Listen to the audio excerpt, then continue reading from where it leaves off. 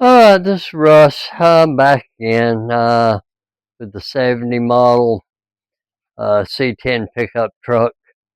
Quick update. After a lot of soul searching and some people online saying I was making a mistake getting rid of it, well, I decided to keep it. And what I'm going to do first is tackle the bird nest that's underneath the dash.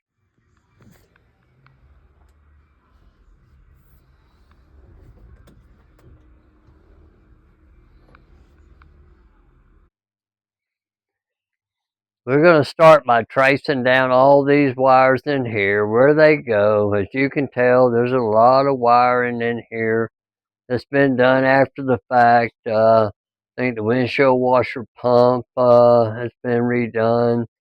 There's a new red wire here and a bunch of tangled up wires over here and a deleted wire over here. The dash is just as bad. I pulled the radio out already. The radio never worked. The speakers in it were non-existent. So we're going to tackle this bird nest.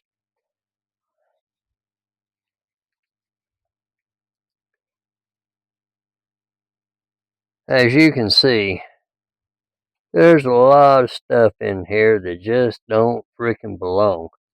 This thing has been butchered and chopped together and everything else for 55 years, and trying to figure out what they were thinking when they done this.